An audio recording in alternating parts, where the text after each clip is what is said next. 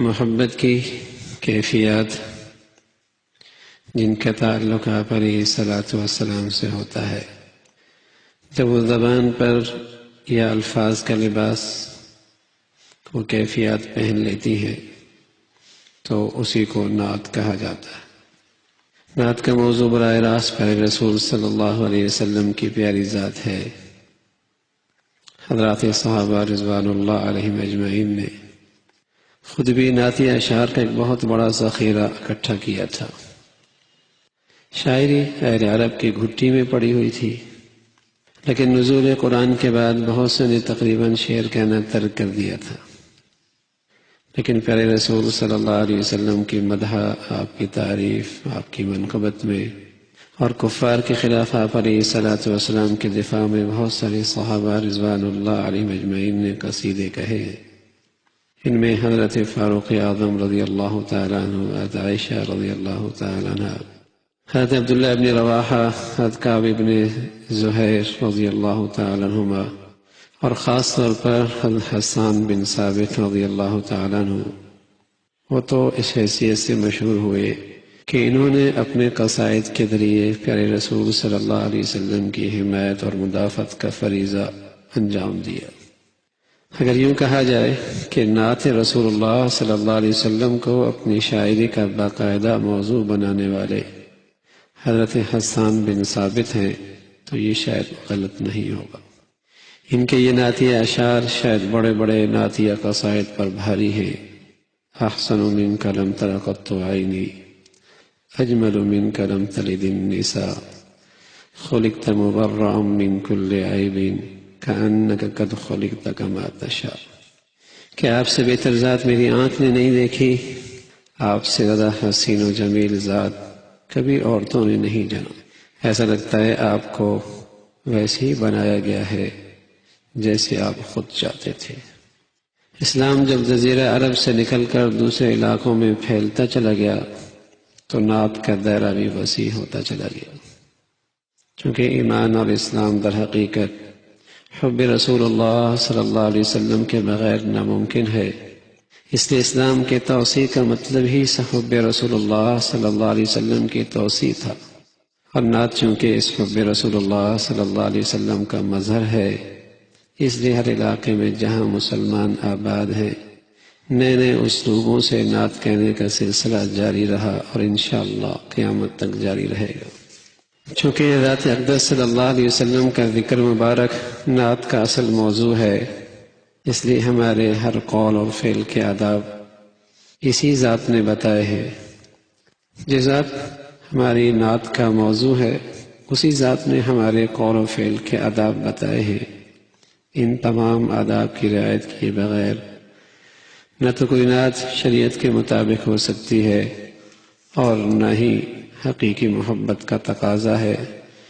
کہ محبوب کے ارشادات کے خلاف کر کے اس کی تعریف اور توصیف کی جائے تو وہ ظاہر ہے اللہ کے نبی صلی اللہ علیہ وسلم کی تعریف نہ ہوگی۔ مثلا خود رسول اللہ صلی اللہ علیہ وسلم نے فرمایا لا تطرونی کما اطردت النصارى، میری تعریف میں ایسا مبالغہ نہ کرو جیسے عیسائیوں نے حضرت عیسیٰ علیہ الصلاۃ والسلام کے بارے میں کی۔ عیسائیوں نے حضرت عیسیٰ علیہ الصلاۃ والسلام کی محبت کا دعویٰ کیا، لیکن یہ کھوکھلی محبت عمل اور اطاعت سے خالی تھی، اس لیے انہیں مبالغہ کر کے حضرت عیسیٰ علیہ الصلاۃ والسلام کو خدا کا بیٹا بنا دیا۔ پیارے رسول صلی اللہ علیہ وسلم کی محبت جو نجات کا ذریعہ تھی، حب رسول جو نجات کا ذریعہ تھی، وہ ایک جاہلانہ مبالغہ کے نتیجے میں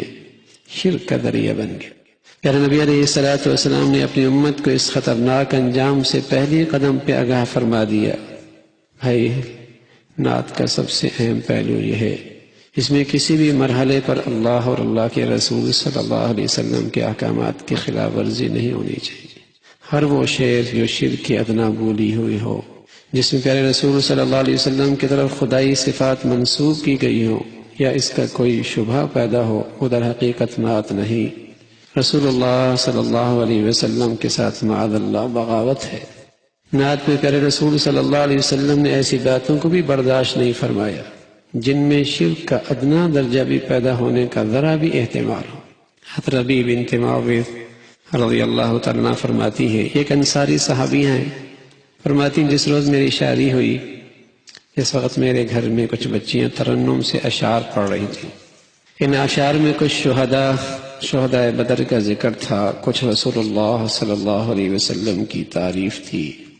اشعار پڑھتے ہوئے ان بچیوں نے ایک مصرع پڑھا، وَفِينَا نَبِيٌّ يَعْلَمُ فِي مَا غَدَ، ہمارے درمیان وہ نبی موجود ہے جو کل کے حالات سے باخبر ہے۔ یہ مصرع اس لحاظ سے درست تھا کہ اللہ نے آئندہ پیش آنے والی بہت سی باتوں کا علم حضور علیہ السلام کو عطا فرما دیا تھا، لیکن چونکہ الفاظ عام تھے اور ان سے وہم ہو سکتا تھا کہ آپ کی طرف وہ علم غیب منسوب کیا جا رہا ہے جو صرف اللہ ہی کی مخصوص صفت ہے، اس لیے آپ علیہ السلام نے اس مصرع کو بھی گوارا نہیں کیا اور ان بچیوں کو ٹوکتی ہوئی فرمایا، اسکتی عن هذه وقولی التي كنت تقولین قبلها، اس مصرع کو نہ پڑھو